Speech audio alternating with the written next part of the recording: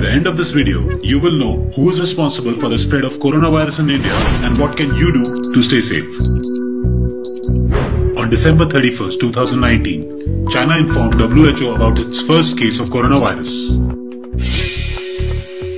And many countries, which are doing pretty well now, immediately started taking measures. For example, Taiwan was supposed to become the biggest hotbed after China, but it did not, because it immediately started testing people coming from abroad. And today, when most of the world is struggling, Taiwan has only 6 people dead and less than 400 infected. They did not even lock down their country, and their economy will not be hampered like others.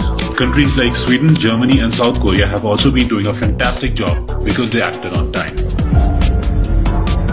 Did India act on time? Well, that's something that you will decide. Here are the facts. January 13th, first case of novel coronavirus outside China confirmed. January 30th, public health emergency of international concern declared. February 17th, World Health Organization issues guidance on mass gathering and taking care of ill travelers. February 21st, WHO director warns that the window of opportunity is narrowing. 11th March, WHO characterizes COVID-19 as a pandemic. You did not know this because Indian media kept you busy with other news during that time. But do you remember what was happening in India during January, February and March? India welcomed Trump and over 100,000 people gathered together at the Sardar Patel Stadium on February 24th. That is just 7 days after WHO issued warnings against mass gatherings.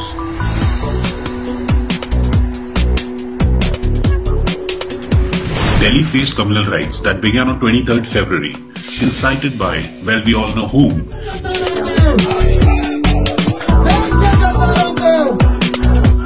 But this started a day after WHO Director General warned that the time to act is now.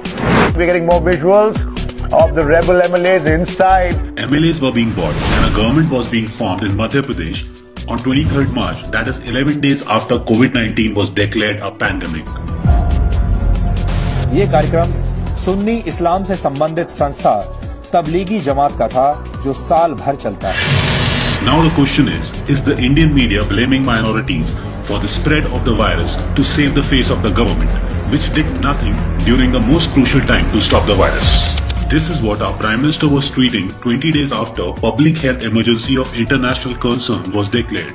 And did you know that as early as February 27th, the World Health Organization had warned about something very important, but India did not stockpile COVID protective equipment for health workers, despite clear WHO guidelines. Instead, this is what Modi ji tweeted one day after the WHO warning.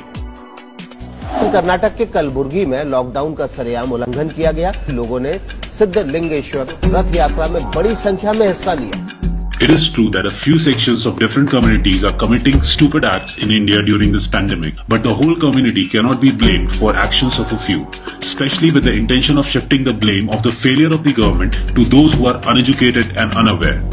कुछ दिन पहले फिलिस्तीन के Gaza में corona virus के 2 मामले सामने आए थे और ये पता लगा कि ये दोनों लोग पाकिस्तान में तबलीगी जमात के कार्यक्रम में हिस्सा लेकर वहां लौटे थे. Indian media is creating a communal divide by blaming minorities for spreading the coronavirus. Isn't it shameful that the executive director of the World Health Organization's health emergency program had to say this for India? Having COVID-19 is not anybody's fault.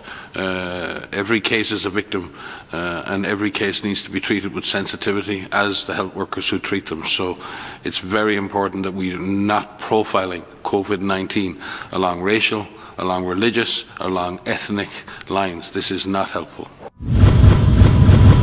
But our media continues to propagate hatred against one community even in these trying times, and some celebrities are working overtime to fuel the fire.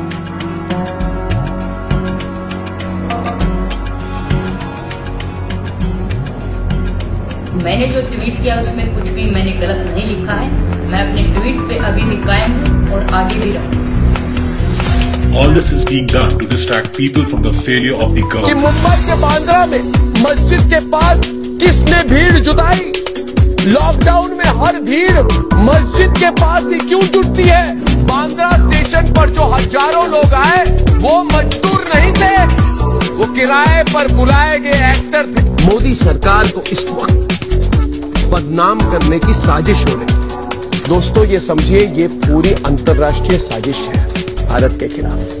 आप बताइए, जब से 21 तारीख से हमने रोटी का शक्ल नहीं देखा, जो कि इसी हाथ से रोटी बना के देने वाला आदमी। हम कारीगर इंसान है, मैं नहीं भत्तेरे कारीगर है। आज 4 दिन से पेट भर का खाना नहीं खाया हमने, मिल ही नहीं रहा। तो होटल पे जॉब करता हूँ मैं, नॉर्थ इंडियन डिश बनाता हूँ, जो भी 500-600 मिलते हैं, लेकिन मैं डेली लेता हूँ। फिलहाल होटल बंद नहीं, इसलिए मजबूरी में खड़ा रहना पड़ता है। हाँ, हम तंदूर का कारीगर है हम, ठीक है। 600 रुपए मिलते हैं तंदूर पे, रोज लेते हैं, रोज खाते हैं, रोज कमाते हैं। लेकिन जब आते हैं कमा के यहीं सोते, यहीं खाते पीते, खत्म हो जाते पैसे, फिर हम जाते हैं। अब बताओ बाबूजी, मोदी ने ये करवा दिया, हम कहाँ जाएंगे गरीब आदमी? भूख के मारे बीमारी नहीं होगी इन सबको? बताइए आप, ये कहाँ पे जाएंगे? सब अलग अलग प्रांत के, ना इनको छत छुपाने की जगह बारिश आए तो ना सोने की जगह, सब ऐसे ही बेचारे। और इधर पुलिस मारती है, इधर बैठो तो इधर से भगाते हैं, बोलते हैं भाग जाओ। ट्रेन बंद है, कहाँ भाग जाऊँ? In any case, no one can deny the fact that the two biggest boasters of the world have failed in controlling the spread of coronavirus in their respective countries. One of them has blamed it openly on the immediate past president Barack Obama, and the other, well, we all know what is happening in India. और आभार कैसे व्यक्त करेंगे?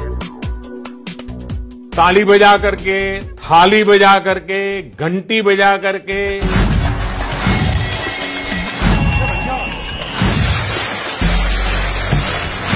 As the privileged class got busy with this stupidity, keeping aside all norms of social distancing, it conveniently forgot about millions of migrant laborers who have got nothing to eat and hundreds of miles to walk.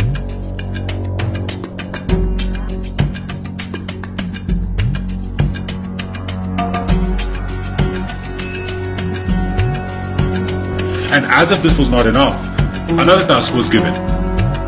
मैं फिर कहूंगा, मोमबत्ती, दिया, torch या mobile की flash light 5 अप्रैल को रात को 9 बजे 9 मिनट तक जरूर जलाएं।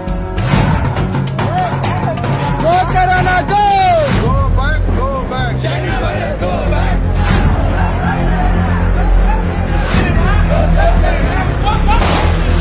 Narendra Modi is a public servant and he is accountable to the people of India for his actions and inaction alike. It should not be this easy for any government to escape its failures by using media to divide us on communal lines. If you desire an honest government that really works for you, you need to work hard to get your facts right and question what is wrong. So stay safe, stay home and stop watching television news because it is sold out to the government.